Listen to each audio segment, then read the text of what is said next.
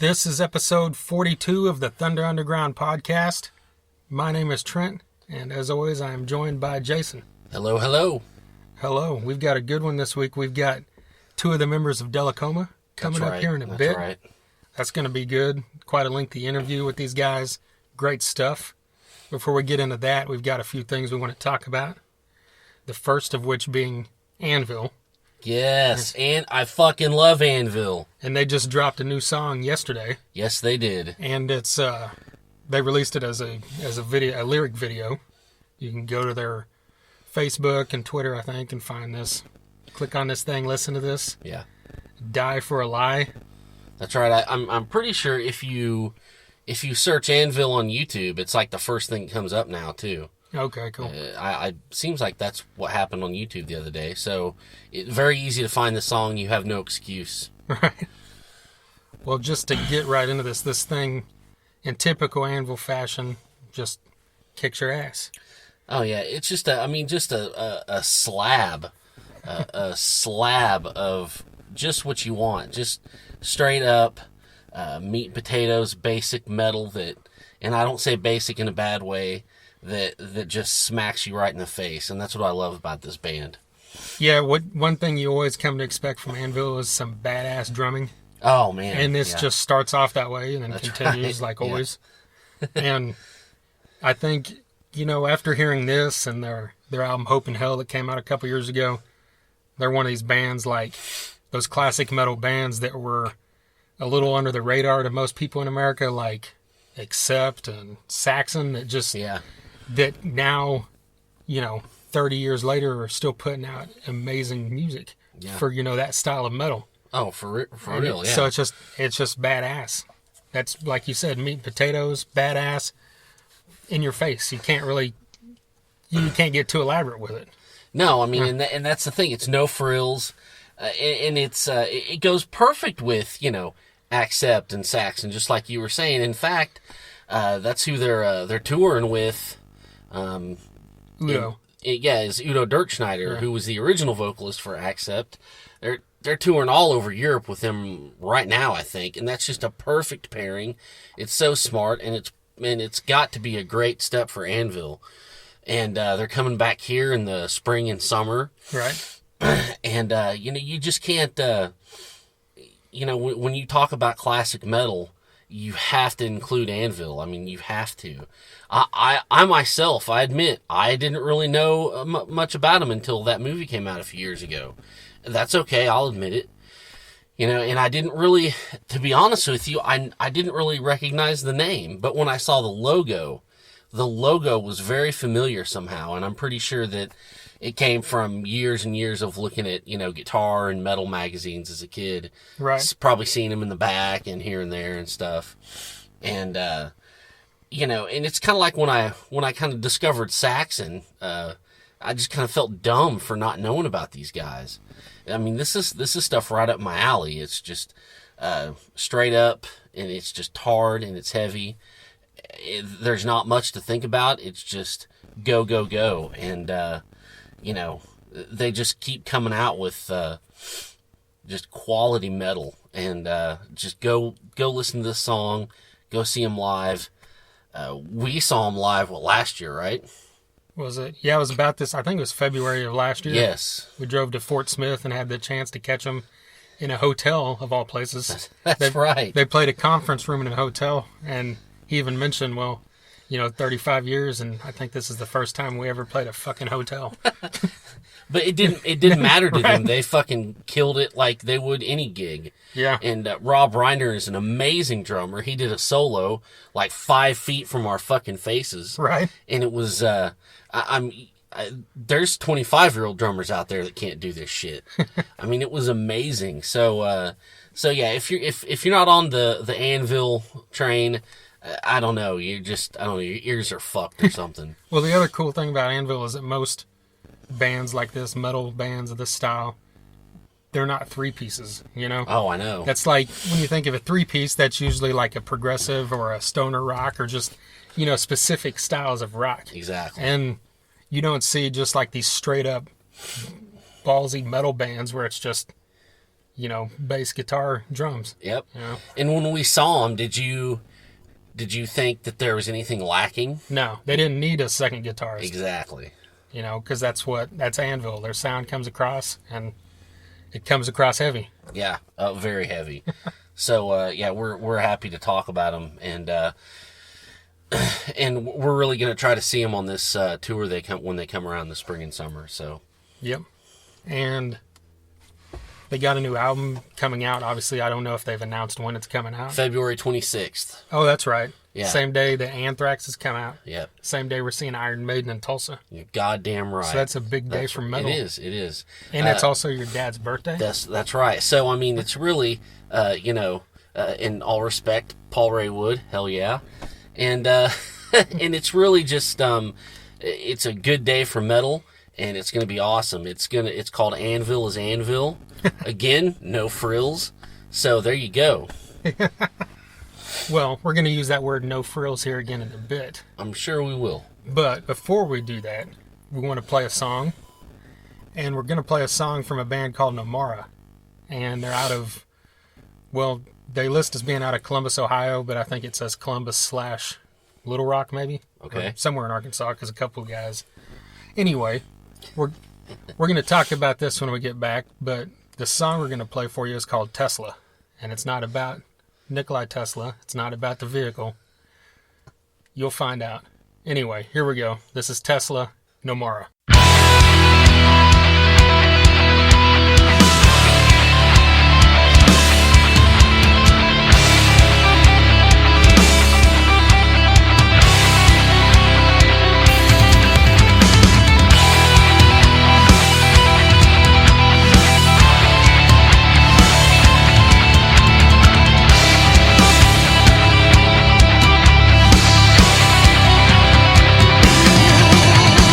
Didn't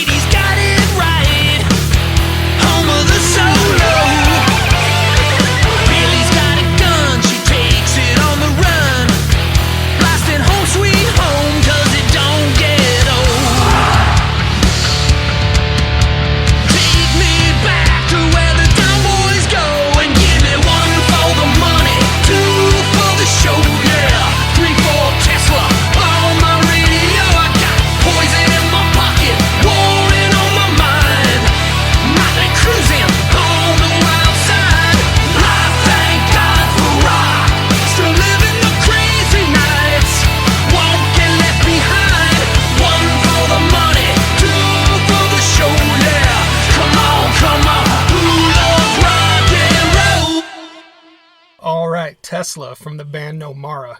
And this band features John LeCompte, who was in Evanescence and That's We right. Are the Fallen. He's also a producer. I think he produced this music. I'm not 100% on that, but I think he did. They've got a 5-song EP out. This song's on there. There's several other songs on there. They're all good. They've got videos for all these songs. Well, I think they've got videos for 4 of the 5 songs in this EP, which is a very smart thing that I think more bands should do. Because you cross a lot of platforms and reach more people that way.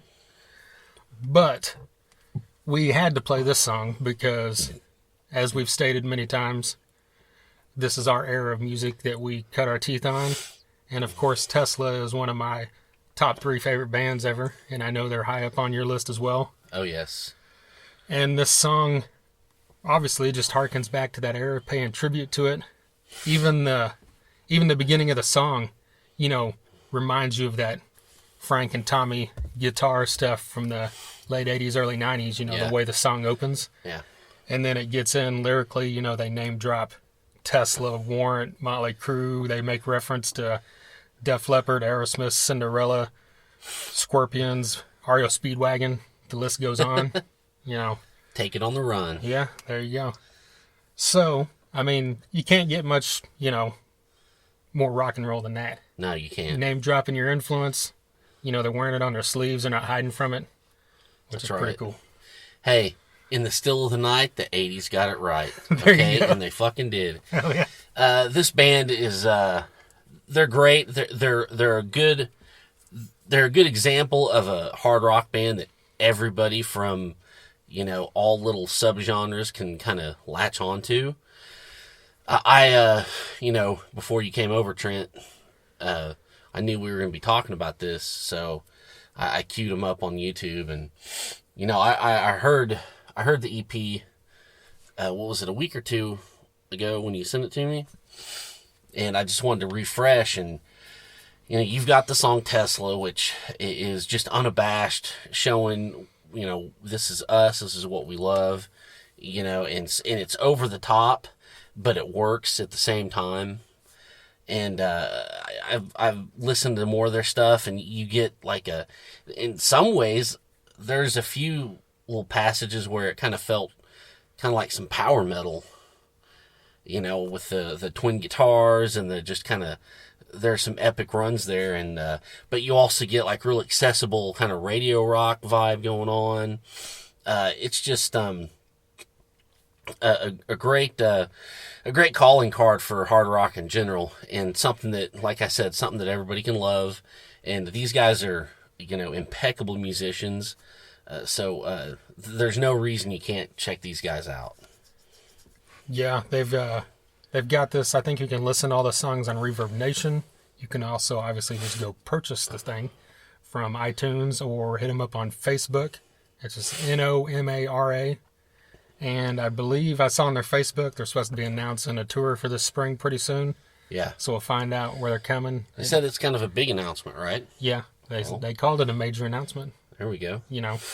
But they seem like the type of band that would be fun live, they're, at least the video for the song Tesla, a lot of it is live, and they were actually opening for Tesla last year on some shows. Yeah. Troy Lucetta was in the video. Yeah. Yeah. Yeah, Troy's in the video, and then of course you see the Tesla backdrop behind him since they were opening for him. Yeah. And parts of the video. And they've, like I said, they've got videos up for, what is the song? Sell Out, and then Use Your Love, I think, and Broken. Yeah. I think that's the lyric video. Right. But it's just, like we said, check these guys out. If you like straight up hard rock, I think you're going to dig this just like we did. Of course. Yep. All right. Speaking of stuff we dig, Prong, who is another band like Anvil, well, not as much as Anvil, but like a lot of these bands that we mentioned that, kind of just hang right there below the radar of most people, even though they've been around now for 30 years. Actually, exactly 30. I think their first album hit in 86. Yeah. So they've actually been a band longer than that, but you get the picture. But I wasn't on, I didn't really get into them when I was really getting into metal in the early 90s, and I think I'd heard the stuff like Beg to Differ and all that on Headbangers Ball, but it was really when Cleansing came out, and Snap Your Fingers, Snap Your Neck hit the radio. Yeah. I'll be honest, that's really when I paid attention. I got that album and then went backwards and got everything. And, of course, since then. Yeah. And they continually have put out, just solid metal in their vein of metal, which is an interesting thing because they're kind of hard to explain to people. Oh yeah, definitely. I can see how you'd say that. Yeah. Yeah, a lot of hardcore influence at times, but he still is a great. He doesn't sing hardcore. Yeah. Most of the time, earlier on, he did maybe a little more, and they've also just got that metal vibe, and they where they kind of cross into different areas and pull fans from different genres, which is cool. And this new album that just came out this past week, or actually a few days ago by the time you're hearing this, 10 No Absolutes. Oh, and man. just solid straight through, which is amazing because this is the third album of new material that they put out in the last 4 years. Yeah. And they even had another album last year that was a cover album. Yeah, they've been pretty prolific. And the two albums preceding this, Ruining Lives and Carved in Stone, are both solid from beginning to end as well. Mm-hmm. So it's just awesome that, 30 years into this, Tommy Victor's just like now just hitting it hard. Yeah. And not just like some bands where he's dropping a single or an EP here and there. He's dropping 12-song albums every year. Yeah. And just staying with it. And I think it might be paying off, because they were back on tour with Clutch when we saw them a couple years ago. That's right. They're, you see their name. They're on all these European metal festivals and stuff. Yeah. So it's good that it's finally coming back around, I think. Yeah. Well, and they kind of had a lull there because Tommy Victor is also Danzig's guitar player. Right. So I'm sure that takes up a lot of time. Yeah, and he'd been doing that since the 90s. Yes, we saw him. Yeah. Yeah. Was it 96 in Tulsa. Yeah, on the very first Ozfest before it became a big outdoor festival. Yeah, it was touring arenas. Biohazard, Sepultura, Danzig, and Ozzy. Right. They came here. Yeah. Yeah, and Tommy Victor was up there with Danzig, and I think there's been points where he wasn't in the band, right? But he's always been. I don't know. I'm not too sure. But right, yeah, he toured with Danzig last year. Yeah. And I'm sure he will again this year. Oh yeah, for me, Prong, they came on my radar pretty early. I was fortunate enough to be around some dudes in middle school, Travis Taylor, Sam Garcia, that kind of thing, that were really into that kind of stuff, and also just discovering Headbangers Ball. So Beg to Differ, Prove You Wrong. Those were always there. And that's when I really dug. Prove You Wrong really got me. That's a badass song. Yeah. And so they really came on my radar then. And, of course, Cleansing and Snap Your Fingers, Snap Your Neck. And everybody loved them on that deal. Whose fist is this anyway? Yes, yeah, exactly. I mean, it just kills you. It gets you right in the gut. And, I got to admit there for a while, I kind of lost track of them. And I think that's kind of when you picked up on them a little more. And maybe, I don't know, you tell me, But that's just kind of what it seems like. And these last few years, I've kind of got back into them a little bit more. And one thing I can tell by this new album, and also the last couple, I think Tommy Victor's vocals have they've gotten insane. Oh, yeah. They've improved, 200%. He's like a full-on singer now. Yes, I mean, he's got a clear, high, just spot-on vocal approach where he can still do the gruff kind of stuff that he used to do, and he does do that a lot, but this is just like another door that he's opened. And for, 25, 30 years later to be still doing that and still exploring, new facets of your instrument is amazing. And so yeah, I definitely had to give this new album a chance, and it's just got some killer tracks on it. Yeah, the first thing I'd heard was the song Cut and Dry, because they released that as a single a couple weeks ago. Yeah. And it's just exactly what you expect and want from Prong, Yeah. It's in your face, badass. And, you know, hitting go on this album, there isn't a song on here that I don't like. Oh, I know. It's nonstop from beginning to end. That third song, Without Words. Yeah, that one is like the highlight of the whole album. Yeah. It's not as fast and intense, but it's just that pounding Prong, mid-range stuff that, pick up the broken pieces. You remember that? You know, just like it gets stuck in your head. That's and right. It just like sticks with you. Without Words is the same way. Trent was punching the air when he said pounding Prong, too. Yeah. That's how good this shit is.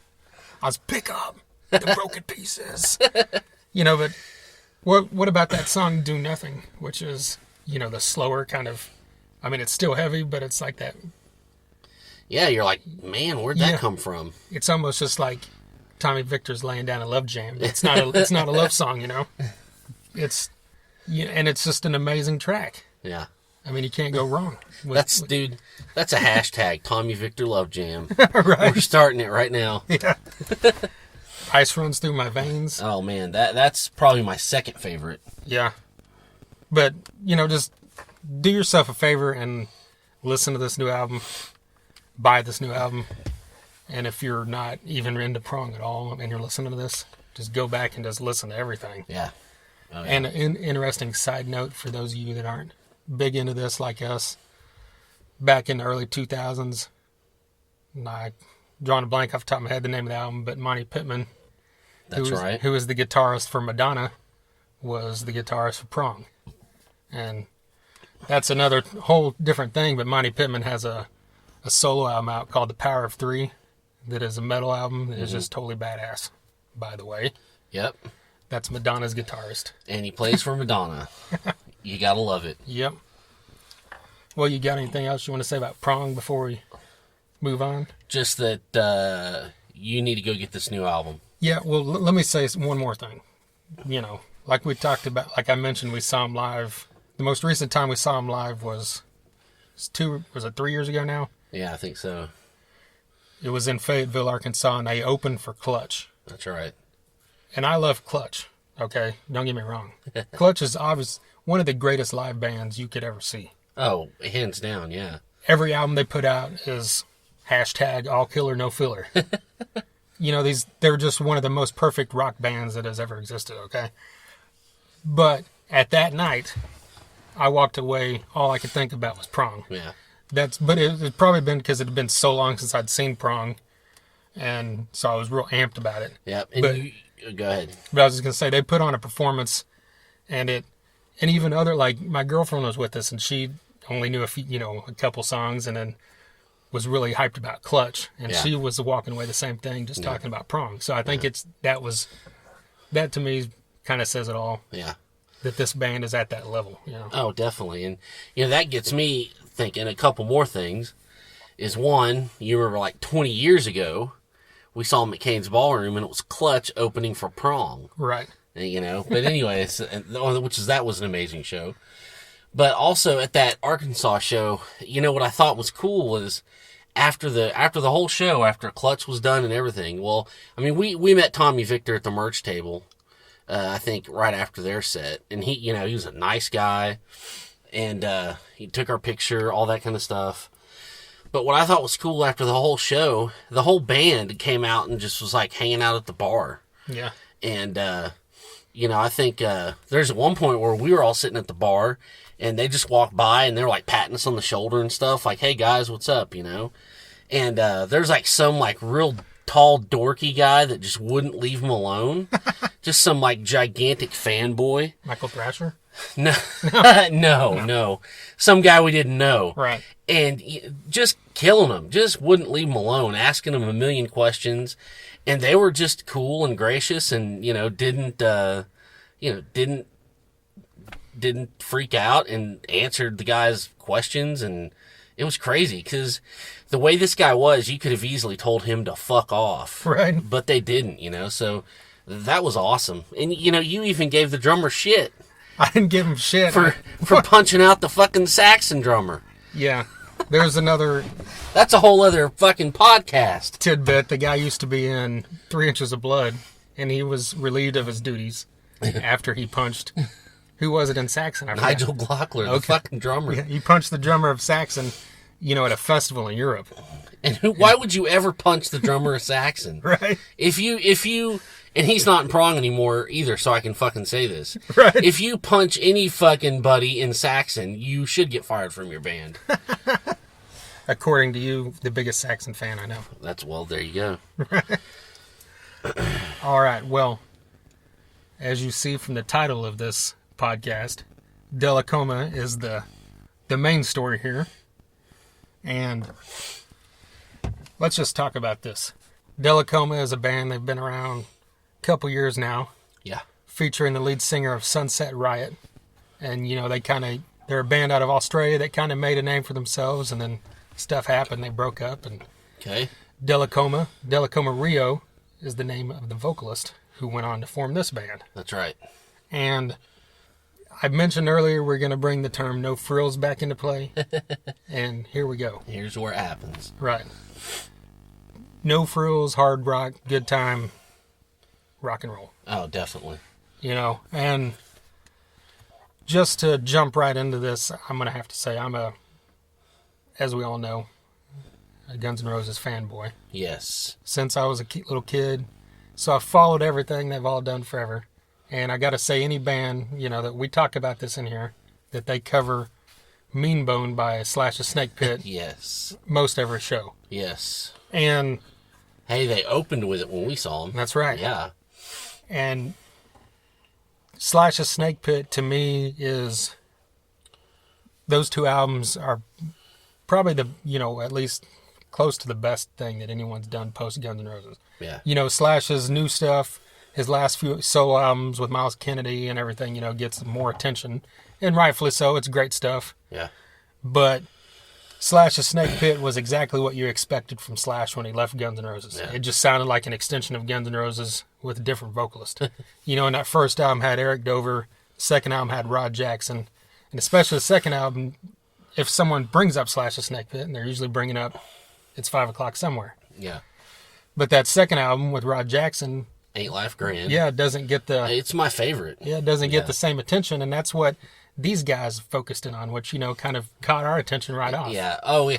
when I was going through the songs and, YouTube and kind of listen to them and check them out, that caught me straight away. And I was like, well, we have to ask them about this. Yeah. Have to. So we get into all that, and we talk about, they talk about Mean Bone and about the fact that they love Snakepit as well. So it's always good to see people loving that stuff that kind of got lost somewhere along the way because, bigger stuff happened before and after. Yeah, and you think, wow, I'm not the only one. Right. Yep. But this band, is just everything that you should like about rock and roll. It's just like they're on stage live having a great time. There's, it's just... party rock, but it does. The lyrics aren't party rock, but the attitude is party rock. Definitely, Dell's swinging from the rafters, or he's running around the club outside, whatever. Yeah, whatever he's had to do. Yeah, he did that. Anytime the guitarist was soloing or there was a break, he would, like you said, he'd run out the back door of the venue and come back in the front door, get back on stage. Yes, and he even, like you mentioned, climbed up to the rafters above the stage and hung upside down and sung most of one of the songs that way. Yeah. And I think it's something he does anytime a stage provides that, because I saw a couple videos on YouTube where he was, climbing up stuff, and you said you heard a couple people in there talking about it beforehand because he was sizing up the rafters. you could overhear people talking, which means, they have a fan base, which is amazing. People are coming to see him. It's great. And the people were like watching him, and they're like, I wonder if he's gonna hang upside down. And they're like, yeah, he is, because you'd see him look up at the rafters, kind of sizing everything up, see if he could do it, and he did it, And that's awesome. That's definitely something people are gonna remember. Yeah, and that's what you want. You leave the live show talking about it, and you can tell your friends about it, because it's not just some standard random band you saw that, it was cool, they sounded great, but it's also, Like you said, oh, the dude hung upside down. The dude was running around. He was out singing with people in a few of those songs too, you know? And see, the thing is that's not bullshit. It's not dumb because they have the talent and the fucking know-how to back it up. Right. So, it all comes together in one complete deal. Yeah. And I know you mentioned, after hearing them the first time, like, Mm-hmm. I'm trying to remember how you said Oh, yeah. how you could describe this. My thing is, with Dellacoma, I hate, like I've said before to you and on this podcast, I don't really like to do the whole for fans of thing. But, it just struck me so hard, these guys. I mean, if you really, if you're the kind of person that likes Velvet Revolver, The Cult, proper Aerosmith, some Guns N' Roses, some with like a little bit of like Purple era STP, Yeah. I mean, you're gonna love this band. There's no, I mean, you're thinking to yourself, well, then maybe I'll check it out. No, there's no maybe. You have to check it out because you have a new favorite band. So really, and these guys need your support more than anybody. So you've got to check these guys out. It's such a fun live show. They were super fucking nice guys, totally personable. So, I mean, there's nothing not to like about this band. The talent is off the charts. Their guitar player was crazy. He had that, you could tell he was a serious, musician and he knew what he was doing, but he also had, that balls out swagger, where he just wasn't worried and just let it all go. It's just a great combination.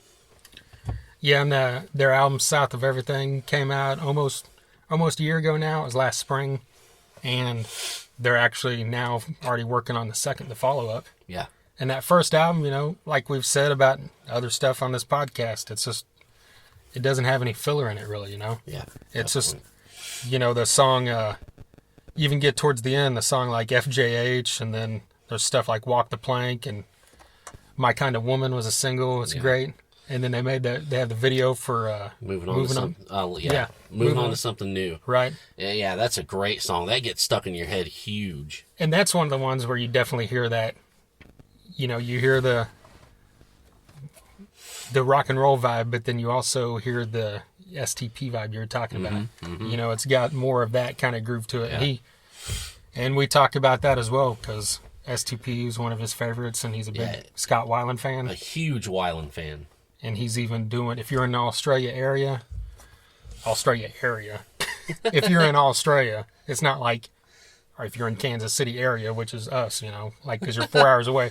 Basically, if you're on the continent of Australia, coming up in March, he's doing basically a tribute to all the work of Weiland, which includes, Sono Pilots and Velvet Revolver. Purple Plush Revolver. Yes. Yeah. That's what it's called. Yeah. Pretty cool. He's assembled a group of guys to do this, and so you imagine, hopefully we'll see some of that stuff on YouTube, because I imagine it'll be he will do it justice. I can promise you that. Hey, and STP just did that thing. They released that thing saying they're looking for a new singer. Oh, great. And they're taking submissions from anybody. So are you trying to break up Dellacoma now? No, that I don't want to do that. Never mind. Strike that from the podcast. I'm sure he already knows. Go ahead. But no, in this interview that's about to come up, we talked to Dell, and we talked to Matt Cook, who's the drummer. Yes. And both these guys are, you can tell are passionate about not only, what they're doing in this band, but just music in general. And that's what, most musicians are, but it's always good when you see it come across.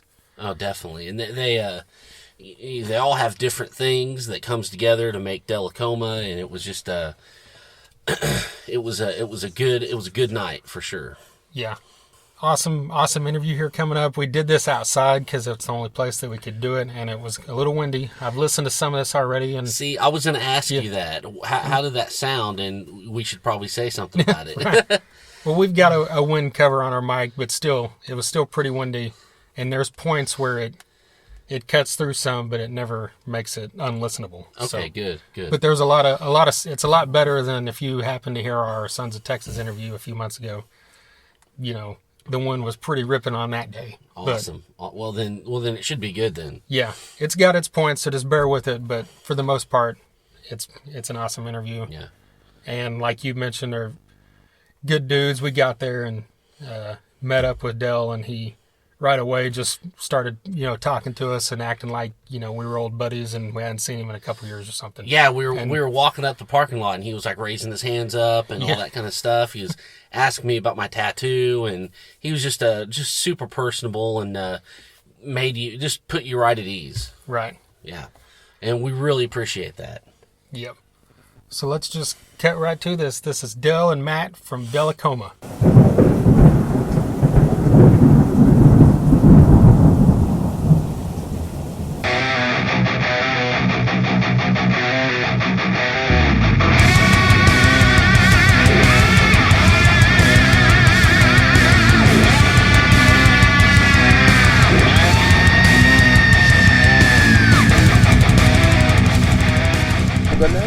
And I've been doing it for years. I did it with my old band.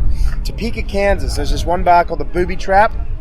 And they always put any band, like my old band and even this band, they put us on at like 12:30 at night on a Tuesday. Never before. Sometimes 1 o'clock. Yeah. And there's always people there. And I'm like... So I always joke. I'm like, we're gonna make a T-shirt that says we don't work Wednesdays in Topeka. Nice, right on. Because there's always after parties and stuff. That's where we rage afterwards. And I'm like, don't you guys work on Wednesdays? I'm like, I don't care because when you're on, unless you've got like a 16-hour drive the next day. But a lot of times when we go from Topeka, we're either going to Dallas, which is like a 7-hour drive, which is not too bad, or we're going to Lincoln, Nebraska, which is like a 4-hour drive or a 3-hour drive. So anyway, thanks for coming out. No problem. No problem. Do you guys have a copy of the record yet? No, I've been listening to it on Spotify. Yeah, cool. Giving you like 1/100th of a penny per listen. Yeah, man. Yeah, man. Every little bit counts. It does. At some point, we'll have a cup of coffee in the next 12 years. Yeah. Yes. I'm hanging for it, too. It's going to be a well-deserved cup of coffee, too. Yeah. Be a Starbucks one. None of this quick trick shit. Yeah, right? Get that real shit. No, I'll get you a copy of the record. Cool. That's cool. Thanks. Review it for us. So you guys just got back from NAMM, right? Yes. NAMM? Yes, we Like just how got back did from NAMM. that- Yeah, it was really good, man. It was really, really good. We shot a music video out there. We played a show, and got a lot of cool contacts. So yeah, it was awesome. Cool. All boxes ticked. Yeah. Did you try out anything you liked, or did you meet anybody cool, or? Man, it was for Plenty me. of cool people. Yeah, there were a bunch of cool people. For me, like it was just so much. Yeah. It was hard to even really like figure out a game plan for myself or anything like that. So I did get to see a bunch of stuff and talk to a bunch of cool people, but I think it was more like just the primer experience for next time I go. Yeah. Right. It was my second time, so I was like a step ahead, I guess. Right? Yeah, you knew what to expect for sure. So I'd lined up a couple interviews, and I'd lined up some people that I wanted to talk to and all that sort of stuff. But it's a full-on experience, you know. Yeah, like by the end of it, you're just like, oh, that just happened. We're done. Okay, wow. Well, did you guys just go there to play, or were you like there with Gangstar or anything? Yeah, you were there with Rock and Roll Gangstar. Yep. They're a clothing sponsor, and they also produce our merchandise. Okay. So our T-shirts are all done by Rock and Roll Gangstar. Oh, okay. So yeah, they had us out there, and we did, we went and hung out at their booth a little bit, and then we also did a couple of interviews, and then just kind of hung out and met up with some people and had a good time. Really, yeah. Shot a music video in the hotel for the Marriott. That was fun. I got to play. Yeah, I got to play Yeah. drums full on in a hotel suite. Yeah. That was rad. It was pretty awesome. Well, I saw you guys are working on the new album Yes. already. Yep. Like, how far along are you on that? Just writing, or are you?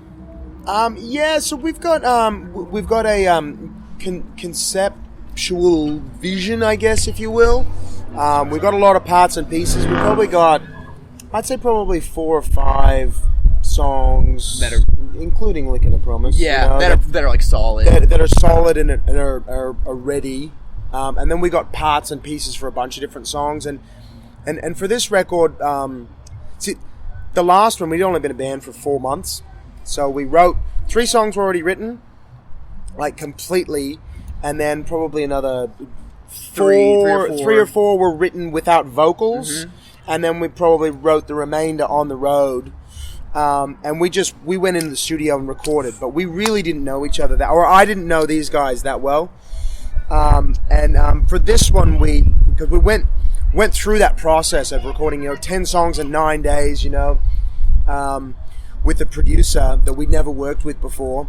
And we wanted to come in this time with things not completely fully formed and allow him to have a bit of a voice and sort of go, these are some ideas that we've got, these are some rhythms, these are some riffs, these are some lyrics, these are, and help him to have a voice in that, because I think a producer it helps you get thoughts and ideas that are in your head across to a listener in a way that they will understand. Because sometimes, in a band, it's easy to get caught up in the technical jargon when you're writing it, and it's nice to have that outside perspective that it's just totally fresh and just like you said, just the listeners. And you spend like 6 or 9 months in a van with people. You know each other well, so when you go, you know what I'm saying? You go, yeah, of course I do. But to like try and communicate, something to a listener, and sometimes you'll play something for a producer and they're like, I don't get it.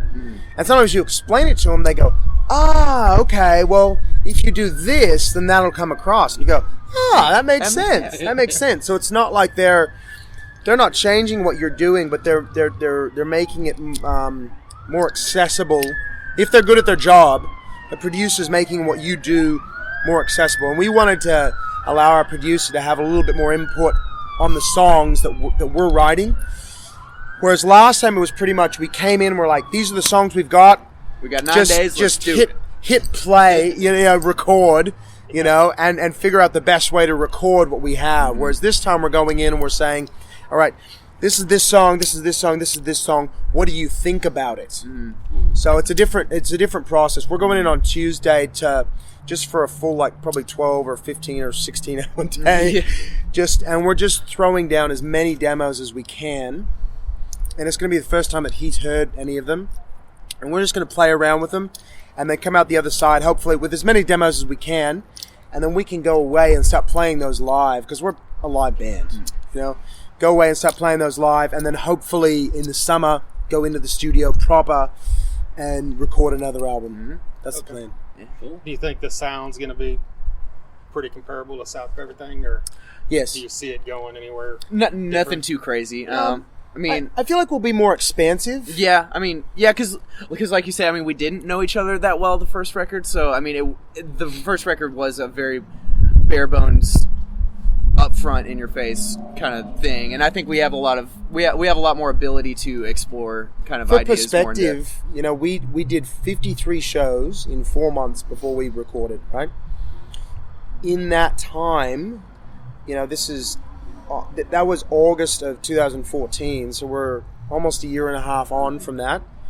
We've done over 110 more shows, including the first time for Matt and Art to play in Australia. Mm-hmm. Okay. Do you know what I mean? Yeah. So, there's a lot of experiences that we have, and we know each other a lot better on stage and a lot better as human beings than we did. So I think it's going to be the same brash, reckless, upfront, in-your-face rock and roll, but there's going to be a softer element to some stuff, and there's going to be a harder element to some stuff. I feel like the scope is opening up a little bit more. Yeah, same thing, but a broader spectrum. Yeah, I guess. Yeah. So I'm excited. We'll talk about, you say you guys didn't really know each other when you went into this. Mm-hmm. How was that kind of awkward, or was that just kind of you just kind of went into it and we didn't really have time to think about it? Yeah, we hit it so hard. Essentially what happened was I was in a band that had toured over here, and we played Rocklahoma a couple times, and we were all Australian.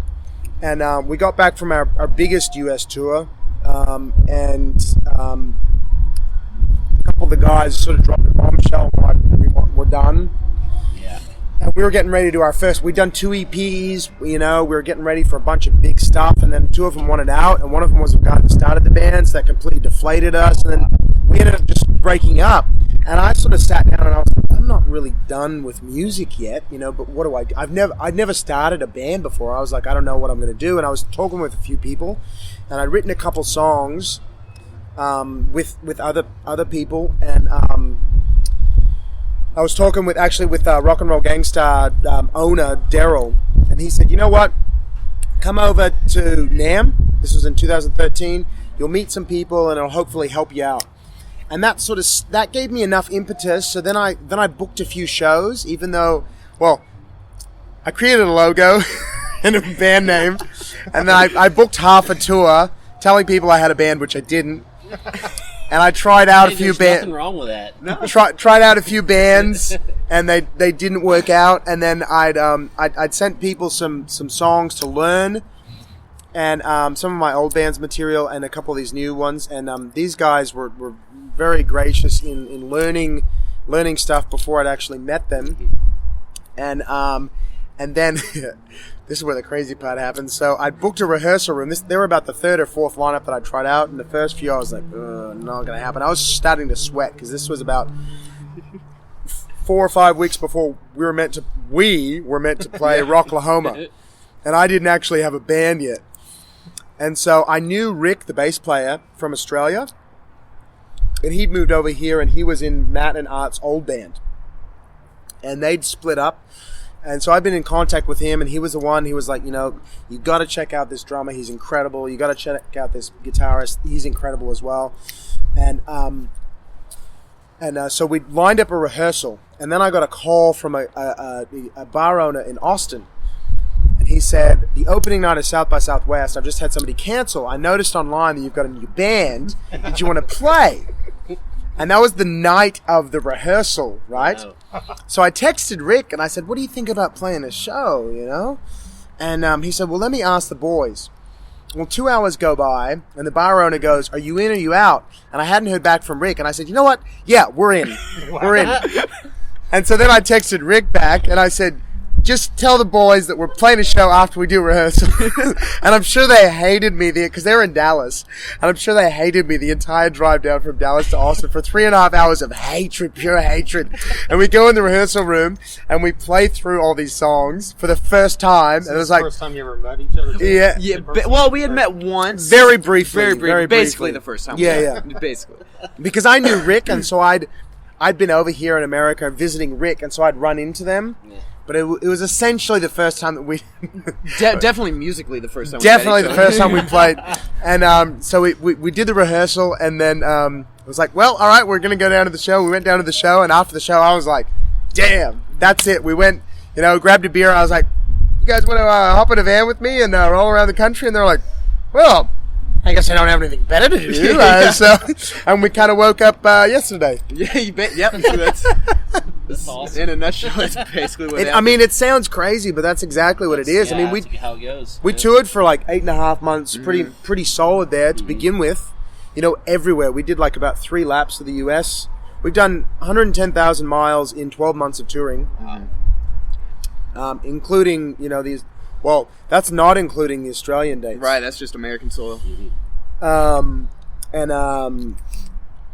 we just hit it hard, and we just went out there and said, you know what, we believe in real rock and roll. We use no backing tracks in the studio. The drums are not quantized.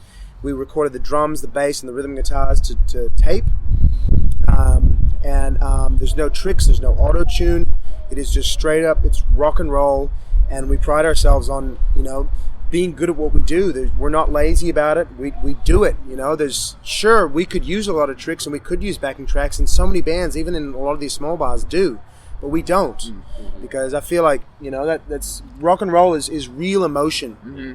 That takes personality out of it. Absolutely, it does. Absolutely. It does. Yeah. All the bands sound the same when they do that. Absolutely, and you can.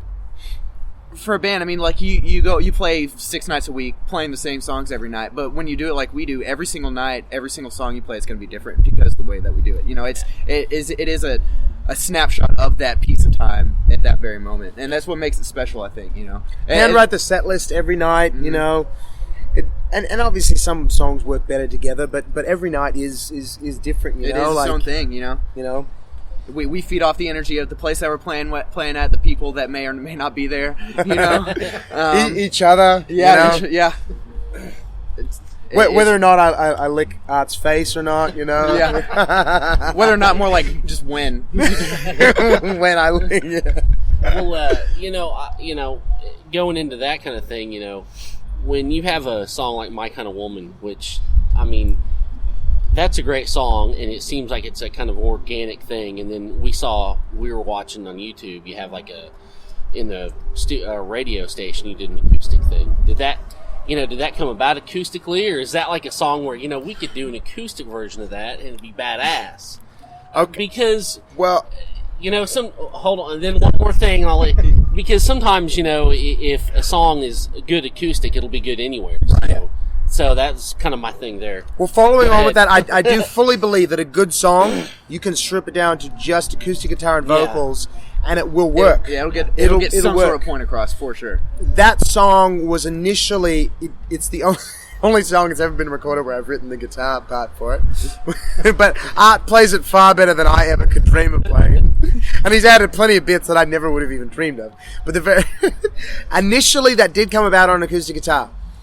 But that acoustic version, that is the only time that we've ever played acoustic, because this radio station started playing us. And they said, we want to get you in the studio, can you come in and play? And we're like, yeah, cool. And then they were like, you're not going to be play electric, it's going to be acoustic. It's like, okay, we can do that, And then they're like, and it's going to be 6 o'clock in the morning.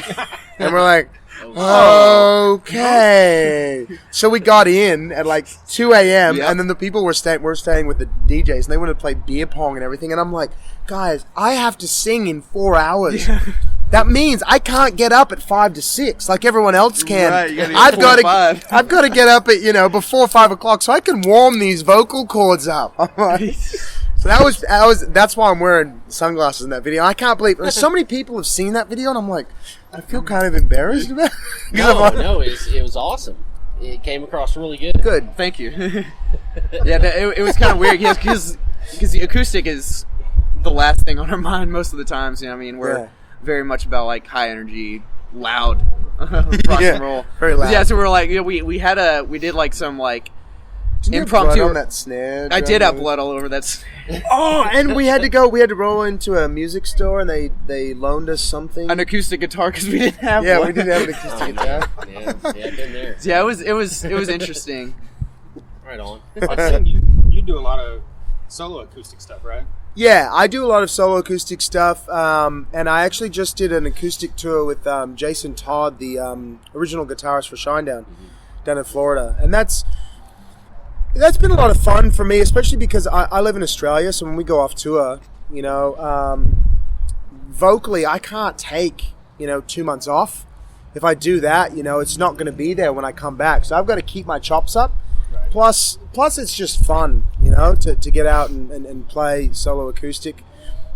But yeah, when we're on tour, a lot of times, we're just all about, 6 nights a week, sometimes 7 nights a week. Yeah. I think our longest stretch is 12 days in a row. I think that's our longest stretch of. And boy, we were dead after that. Oh, man. But do you still live in Australia? Yes. Currently? So like, how does that work as far as, do you spend a lot of time over here for like when you guys are writing, or do you share ideas like Skype or email or anything? Well, this is very new for us too. Like, you've got to understand, this is the first time that we've really gone about, like, when the band started, the whole idea was to play 50 shows and then go into the studio. So it was a collection of musical beds that they had written, and then I put vocals on. Some songs that I'd written skeletally with some musician friends of mine, and then a couple songs that we'd done from the ground up. But this is the first time that we've actually gone, we're a band, and we're going to write a complete album together, right? So this process, we're still working it out, and it's been, we have shared ideas and all that, but it's been, I found it a very organic process. Yeah, we kind of just, the way we see it, I guess, is this is what we do. So it's very natural for us, I guess, to make music together. So if something's not working, we just don't do it, basically. So like before this tour, we had about 5 months off. Where Dell was in Australia, and then the three of us were in Dallas. So we would like write stuff and record like little demos and send it over to him, and then, but like nothing is set in stone ever, you know. Right. And I was working on stuff as well, you know, over there, just again independently, you know, constantly writing. Like I feel like a lot of times people wait until they're ready to do an album. They go, oh shit, you know, like you gotta like write an album, you know. Whereas we love music, so we're always writing and always like I've got a million like sketchbooks and all that sort of stuff, and I'm like he can attest to this. I'll be driving down the highway, we'll be listening to something, I'm like, oh Matt, write this down. Like, can you write this down? It's just like a couple words, or it's a line, or it's something, you know, something's popped into my head, you know, just for lyrics and stuff like that. And you know, I've got, you know, a little app on my phone where sometimes I'll be in the shower, you know, and I'll just like I'll come up with a little ditty in the shower, and I'll record it, you know, and then hop back in the shower. And so we're doing all that sort of stuff and doing it in parts and pieces, so it does happen organically, because if you've got all these spare parts lying around, then you get all together and creative juices start flowing, and it's like, well, hang on a minute, you know, if you think like a car, you know, and you're building a car from the ground up, and you don't know what the car's going to look like, but you got all sorts of parts and pieces, and you go, you know those really massive tires that you put aside last week? Why don't you grab those out? Oh, yeah. Oh, and I've got a V8. I got this sweet muffler, dude. You know, and so that's kind of what it's like putting songs together for us, you know, and something happened really awesome the other day where it was this song that had been, you know, Art and Matt had kind of, you know, I remember Art first showing me the riff in Gold Coast in Australia. Almost a year ago, and then him and Matt had sort of worked it up, and I remember saying at the time, you know, like the chorus that was written, I just wasn't really feeling it, but I was feeling the verse and the pre-chorus and the riff and all that sort of stuff was awesome, but I was really struggling with the chorus, and we were working with it and all that. Anyway, Art and I were working on a different song that I'd been working on, and sort of putting that all together. And the next day he calls me, and I was in the shower, and I answered while I'm literally in the shower. And he goes, remember that chorus, you know, and that verse we were working on yesterday of your song? I was like, yeah. He goes, what if we chopped the chorus out of that and put it in this other song? I was like, ooh, interesting. You've tickled my fancy now. So then we got together later that day and tried it, and it was beautiful. It worked really well. And so, I mean, I think that's probably the best example of how we go about constructing things, just coming up with cool bits and pieces that are cool, and sometimes they're complete songs, and sometimes we think they're complete songs, and then we go, well, actually, you try it live a couple times, and it's like, doesn't quite work. It's not quite working. But yeah, it is a process, and it is a creative process too. So sometimes you sit down, try to work on something, and nothing happens, and that could go on forever. And then there's sometimes where every time you sit down, it's always something that's gold, you know? And so the point is, I think for us, is if we always do it, then something is going to come out of it eventually, you know? And it's got to move us. If it doesn't move us, then it can't move you. Exactly. That's just the way it is. Point. It's a great point. Yeah. You know, we're not interested in playing music that we are not interested in. Yeah. We want to play, we want to write the music that we want to hear that's not being made, I guess. I guess that's a good way to put it. Speaking of stuff that you want to hear, and I have to mention the Mean Bone cover because I heard it just after listening to you guys getting prepared and all this stuff, and then I heard that, I'm like, you know, that fucking makes total sense. So, and it's not, but you guys aren't doing it in a way that it's corny or stupid or anything. So, talk about how that came up, and you know, just that kind of influence. I mean, that was honestly one of those things that did happen very organically, because I've done that in previous bands, and anytime I do like a one-off, because sometimes when I'm home, you know, for several months, I'll just call up a bunch of mates of mine that are musicians, and I'll go, hey, do you want to do a one-off show? And we'll put together, you know, some material that I've been a part of writing, or just covers that I think are fun. And Mean Bone is always in my sets. And when I mentioned it to to these guys, they were like, "Oh hell yeah!" Like that. I think we had actually covered it in our rad old song. band, actually. Yeah. Well, and it's part of, And it makes sense. Yeah, of his. Not a lot of people talk about that album that he did. No, and it's they fucking don't. amazing. It's overlooked. It is. It's the one I've listened to the most. Yeah, so. we were That's listening to it the other day. Yeah. Yeah. And we all, I think that's, we've all got a lot of different musical backgrounds, a lot of places that we go individually that everyone doesn't necessarily go fully into. But I think we all collectively meet together on that Snakepit album, which is crazy because it is overlooked a lot. Temple of the Dog. Temple of the Dog is up there. I don't know if you know that, but that album we all think is incredible. And those are some lesser known albums that we collectively meet on, and so it was just a natural choice. And we're going to open up with that song tonight. Right on. I mean, we play it so much that it almost doesn't feel like a cover because it's not like, it is a cover, but we feel like, we connect with that song and we talk about, we've tried opening with other songs and we're like, oh, but I like Mean Bird. Yeah. Well, there's nothing wrong with making it your own. Exactly. Well, you can tell because it sounds like one of your songs. That's you play it awesome. live. That's a really good cool. compliment. Yeah. And that's the thing I love about your sound. Another thing I love about your sound is that it sounds really familiar, but I can't say who it sounds like. I love that. That's great. So That's exactly what we're trying That's to a do. good way of putting it, yeah. Because a lot of I guess we're not really doing anything new. We're not trying to reinvent the wheel.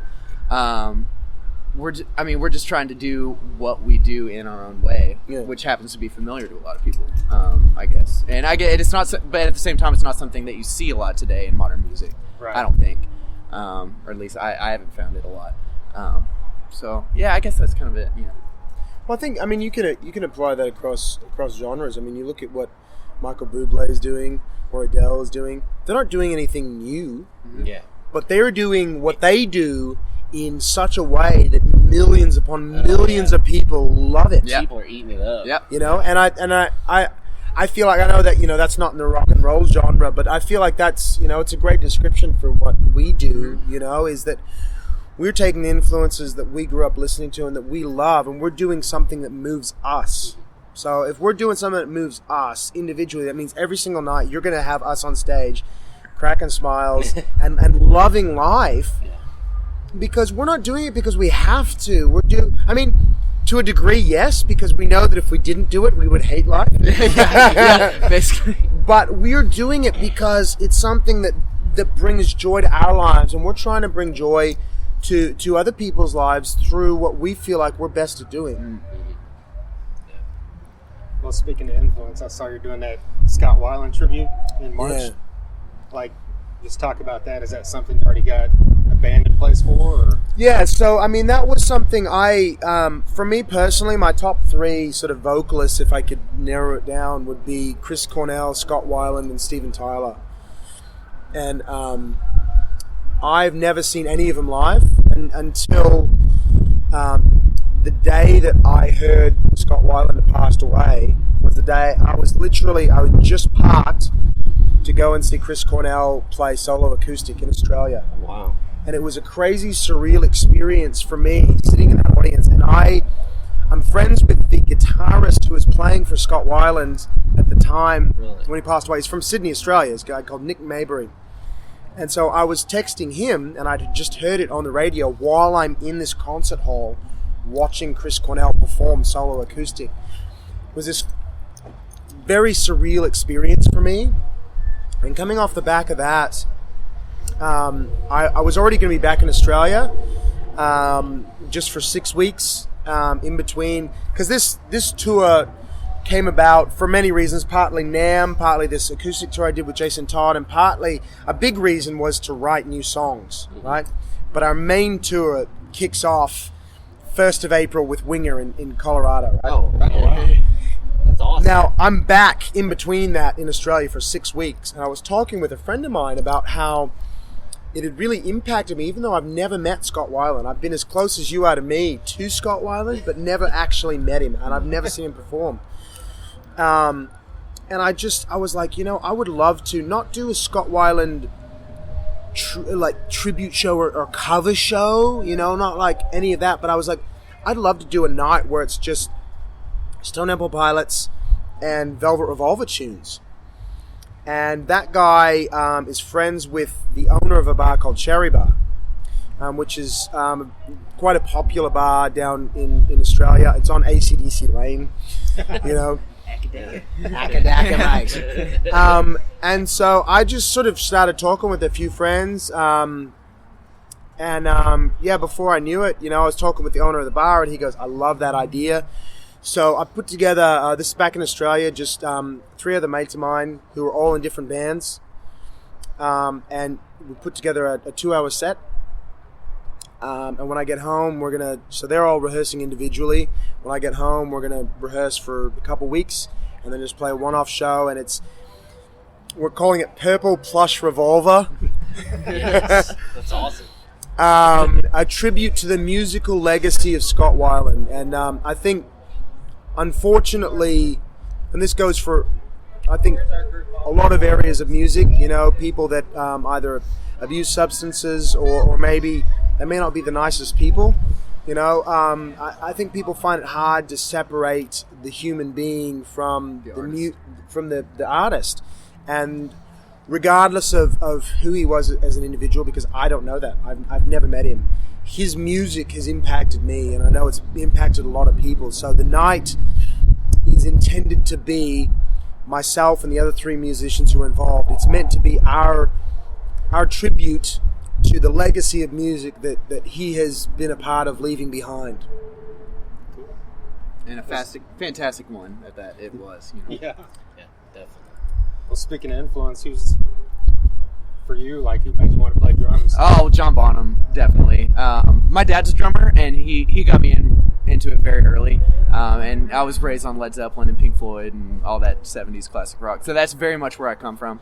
And then I did like the marching band stuff in high school. So I come from a lot of backgrounds, but rock and roll wise, as far as like strictly drums, I mean, you can't. It's hard to beat John Bonham, in my opinion. Right. But there's tons of people like Matt Cameron from Soundgarden, huge. Eric Kretz from Stone Temple Pilots. Basically, like a lot of song drummers. Basically, I like Flash, but not necessarily Flash for the sake of Flash. You're not going to be doing the Tommy Lee roller coaster. Right, exactly. Anytime soon. Exactly. I And mean, that's okay. when it gets in the budget, we'll talk about it. Yes. Get you on a jet plane, you know, take out a jet plane. But Nice. yeah, but going back to Stone Temple Pilots, that's one of the few bands that, as a complete discography, the 4 of us in Dellacoma agree on. Like, we're always willing to listen to any one of those records at any given time. That's very, very much a big influence for us, just as a band, for sure. There's tons of stuff. We all have pretty eclectic tastes, well, aside from rock and roll. We've been known to listen to a bit of bit of everything from Tribe Called Quest to I think Katy Perry has been on at one point. Yeah. Today we went from what was the first thing that we were playing? Rage Against the Machine. What was before that?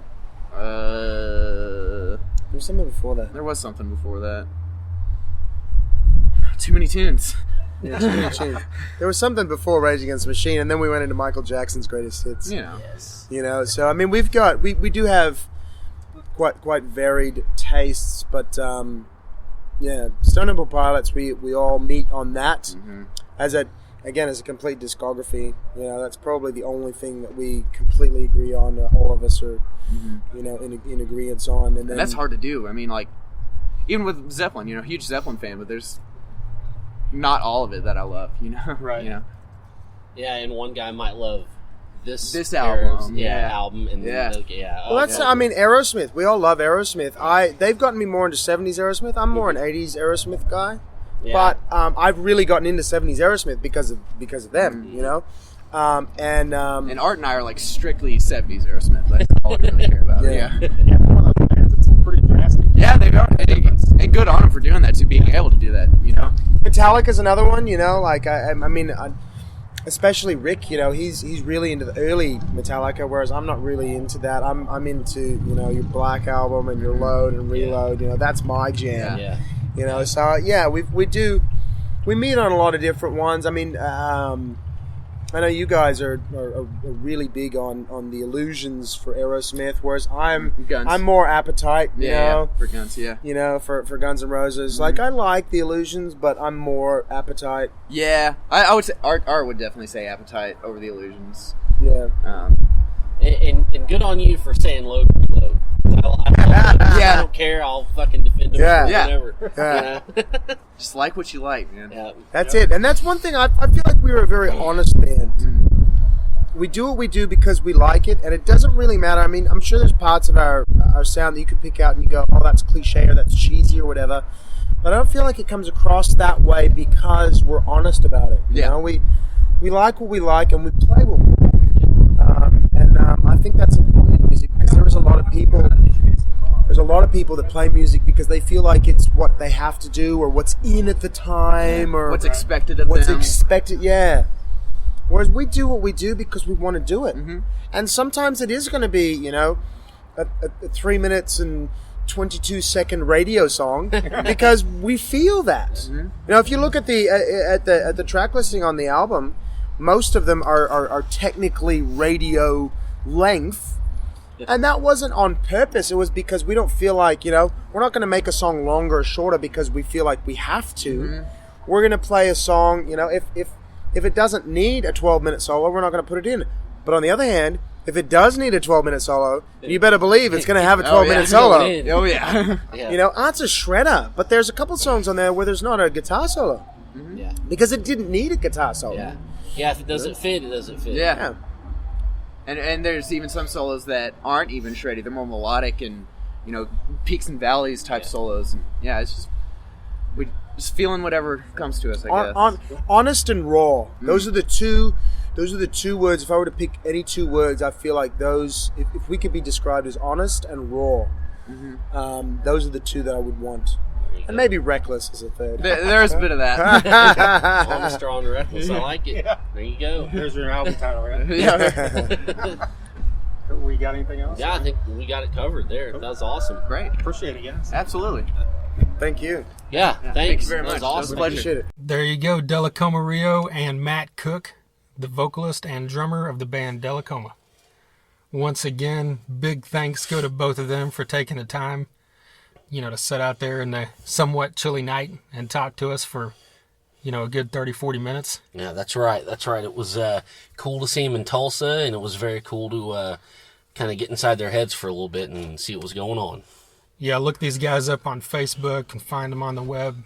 Buy their music, download it, buy the CD, buy their coffee cups. They've got coffee cups on Facebook you can buy. That's right. Just do anything. Support these guys. They're great musicians. They're great guys, and it's the type of thing you just want to see keep going and succeed. And we're definitely looking forward to hearing the new music later this year, and hopefully we get to see them come back around this way.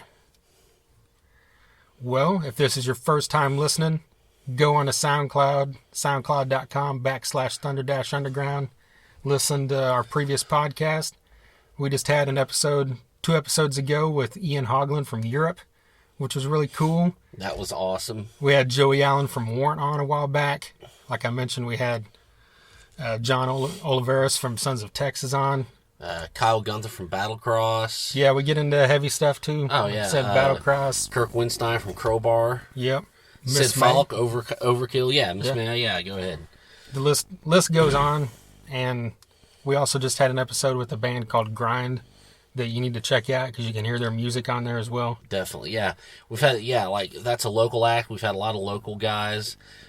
Rocket Science, Driver, Severmind, Smoke Offering. You know, we do it all. Yeah, and you can find them all on SoundCloud or on our website, which is www.thethunderunderground.com. You can find us on Instagram, the same thing, The Thunder Underground. On Facebook, Thunder Underground. Follow us, like us, pull us up on there, and of course follow us on Twitter, THNDRUNDR Ground, and right here on SoundCloud. You got anything else we want to talk about before we... When are we doing that Motley Crue episode? We keep talking about it. Can you call Josh Baker's fucking ass and get him over here? There you go. I'll do that. I'm doing it. That's why I'm doing it on the podcast, calling him out. Where are you at? Get over here. Yeah, we tried to make a habit about not talking about what's coming up because sometimes stuff falls through or things get changed and pushed back. But we have mentioned 2 or 3 times we were doing this Motley Crue episode because it's kind of timely. And then now I wasn't going to mention it this episode since it wasn't scheduled. Yeah, but I will. Fuck it. Yeah, you called it out. So, coming soon, the Thunder Underground Crew Cast. There you go. The Crew Cast. I like it. All right. All right. Until next time, we'll see you later.